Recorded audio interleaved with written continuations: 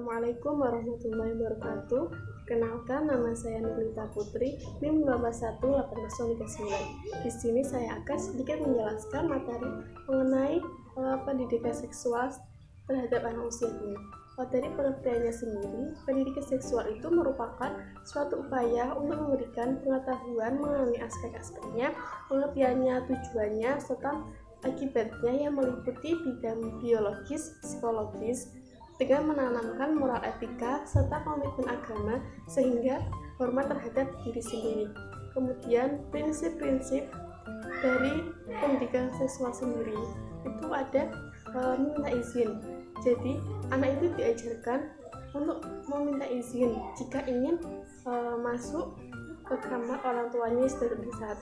Kemudian anak diajarkan untuk menjaga auratnya atau menutup auratnya jika ingin keluar rumah atau bertemu dengan orang lain. Kemudian pisahkan tempat tidur anak jika anak sudah memasuki usia 10 tahun. Selain itu, mengajarkan tata cara mandi dan tidak dicium oleh orang yang bukan muhrim. Kemudian tahapan perkembangan seksual anak usia dini. Tahap mulut itu berlangsung sejak anak dilahirkan sampai anak berusia 12 sampai 18 bulan.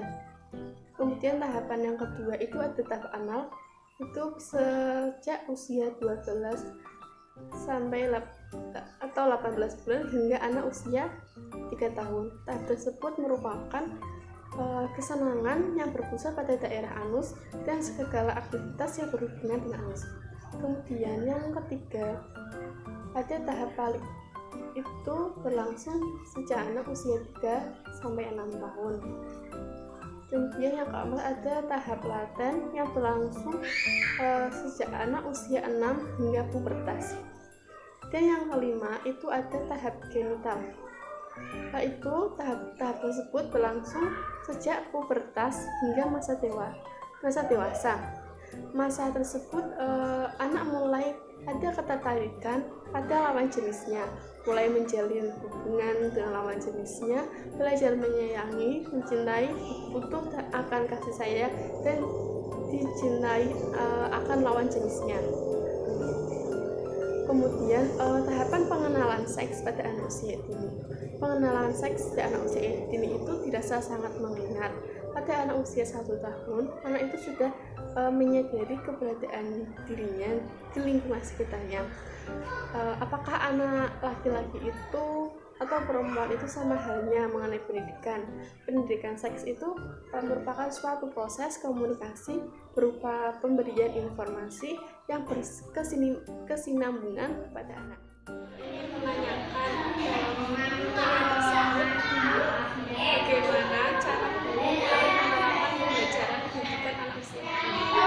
Pertama, jadi penerapan pembelajaran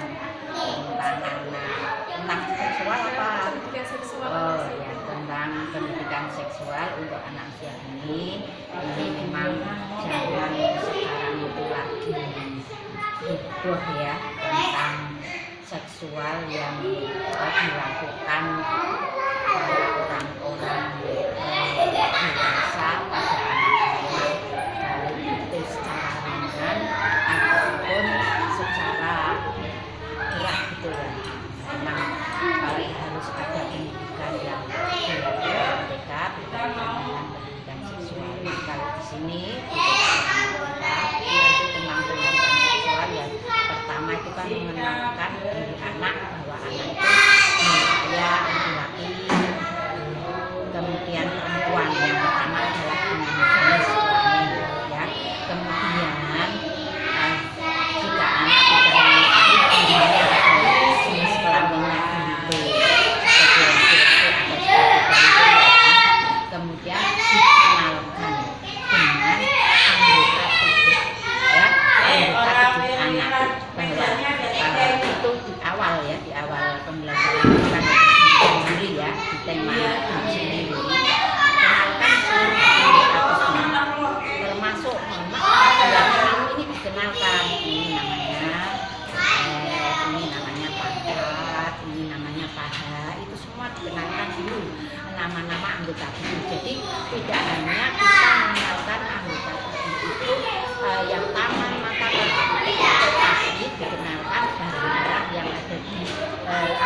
yang biasa tersimpan bahwa ini ada terus gitu. Jadi anak biar tahu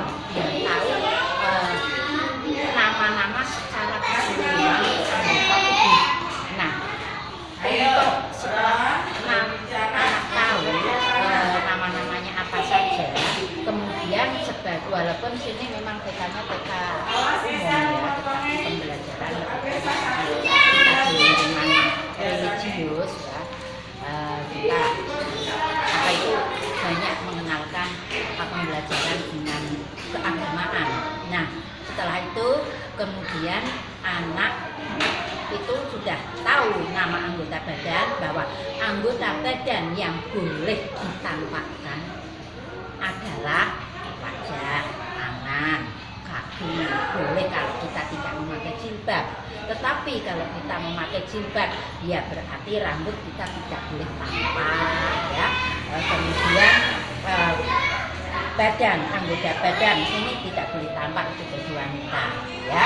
Nah, kemudian seperti pantat, seperti paha, seperti ini ya, maaf ya, disebutkan saja namanya, jangan dibohongi ya, namanya ini atau apa tata gitu ya. Ya, tapi yang benar adalah itu juga tidak boleh ditampakkan pada orang lain ya. Jadi enggak itu di rumah apalagi di luar, semuanya ini harus ditutup ya, harus ditutup. Itu yang pertama, tidak boleh ditampakkan ke orang lain ya, seperti paha, pantat, dada, perut ya, tidak boleh. Nah, kemudian setelah anak bahwa anggota tubuh kita itu tidak boleh ditampakkan, tidak boleh dipegang oleh siapapun, termasuk ayah ya. Jika itu wanita, jika itu anak putri, ayah pun tidak boleh memegang ya, ayah tidak boleh memegang ya, memegang badan yang ditutupi ya, seperti paha tadi ini, kemudian pantat, perut, dada. Walaupun bapaknya tadi ya tidak boleh memegang untuk anak putri. Lah, kalau ibunya hanya satu yang boleh memegang untuk anak putri adalah ibu ya. Itu kalau anak laki-laki, ibu tidak boleh memegang ya, tidak boleh memegang. Yang boleh memegang siapa? Hanya ayah, kakak, kakek, nenek, semuanya, tante, tidak boleh ada yang memegang. Nah, karena memang sekarang kan itu mungkin seperti berita-berita di TV, berita-berita di koran, itu kan walaupun kakaknya, walaupun kakeknya, walaupun ayahnya, itu kan bisa berbuat semua terhadap anak tersebut. Nah, sehingga ini dibatasi,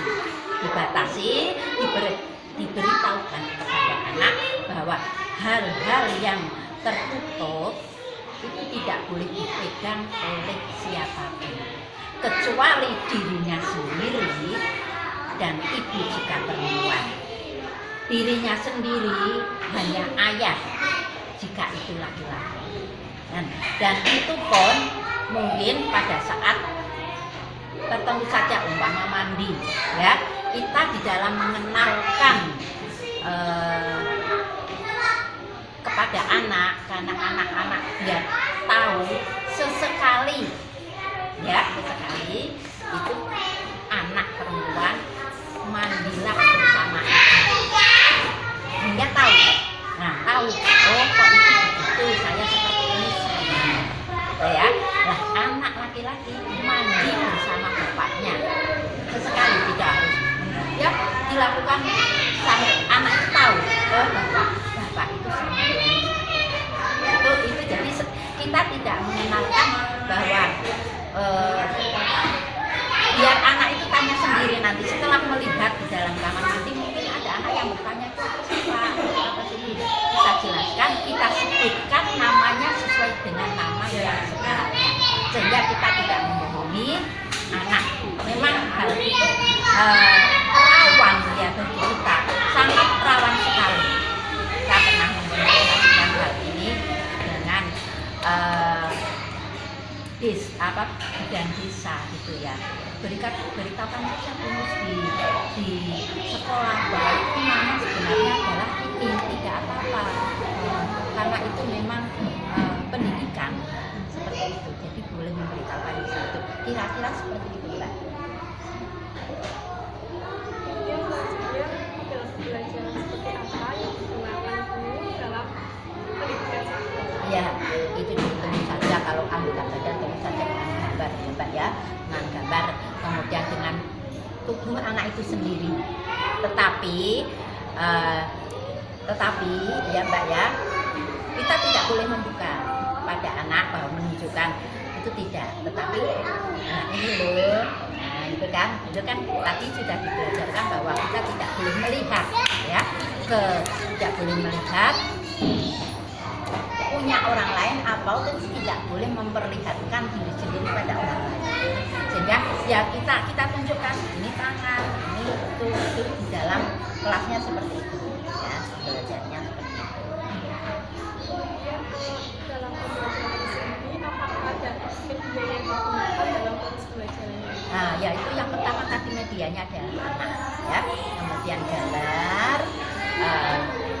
kemudian ya karena ini berkaitannya dengan apa ya, dengan seksual, karena seksual itu anak itu sendiri juga tidak tahu. Nah, biasanya untuk anak itu yang seksualnya sudah tumbuh itu ada yang mulai rata-rata, kalau saya memperhatikan usia 5 tahun itu rasa seksual anak sudah mulai tumbuh. Dengan apa tandanya? Biasanya kalau anak laki-laki suka membuka rok anak perempuan, nah, suka membuka, dia senang. Kalau dia sudah membuka, dia senang. Lah, itu bukan satu hal yang keliru, ataupun maksud saya sikap perilaku anak yang keliru atau sikap perilaku anak yang salah. Tidak, anak itu sikap perilakunya tidak salah dengan membuka bajunya, roknya anak perempuan. Anak laki-laki membuka bajunya rok anak perempuan itu bukan sikap yang salah ya. Itu adalah suatu tanda bahwa rasa seksual anak itu mulai muncul. Guru harap tahu, kemudian itu jangan ya. Nah, dikasih tahu saja, tidak boleh ya. Tapi kasih pengertian, anak itu dikasih pengertian. Nah, kan kita tidak boleh melihat yang hal privasi gitu. Jangan dilakukan seperti itu ya. Nanti kalau melihat punya sendiri aja, tapi dalam kolam kita mandi ya. Itu jadi kalau punya teman di sekolah itu nggak boleh ya, nggak boleh melihat ya. Mungkin seperti itu.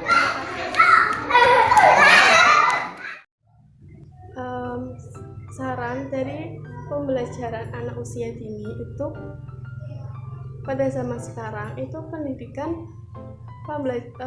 pengenalan anak mengenai seksual anak, mengenai pengenalan seks itu sangat penting, yaitu di dalam rumah, dalam lingkupan masyarakat, dari orang tuanya sendiri ataupun di lingkupan sekolahan.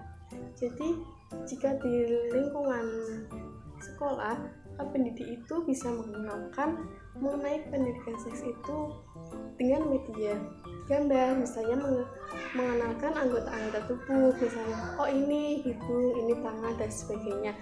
Jadi tidak hanya mengenalkan bagian-bagian tubuh yang terlihat saja, tapi juga mengenalkan bagian-bagian tubuh yang tertutup, yang juga memberi pengarahan kepada anak bagian yang tidak boleh disentuh, bagian yang tidak boleh ditampakkan. Selain itu, jika di ruang lingkup keluarga, terutama dari orang tuanya sendiri, itu orang tua juga bisa memberikan sedikit pembelajaran mengenai pendidikan seks, yaitu dengan memisahkan tempat tidur anak antara anak laki-laki dan anak perempuan. Kemudian jika ingin keluar rumah, anak mungkin diharuskan untuk menutup auratnya. Cara-cara yang seperti itu mungkin menjadi salah satu cara penanggulangan mengenai pendidikan seks anak sejak dini. Mungkin seperti itu, kurang lebihnya mohon maaf. Wassalamualaikum warahmatullahi wabarakatuh.